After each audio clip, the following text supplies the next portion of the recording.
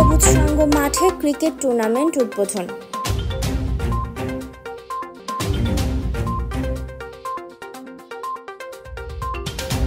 রাঙামাটি শহরের ক্রীড়াঙ্গনকে উজ্জীবিত করতে শহরের তবলছড়ের সবুজ সংঘ মাঠে উন্মুক্ত ক্রিকেট টুর্নামেন্ট উদ্বোধন করা হয়েছে।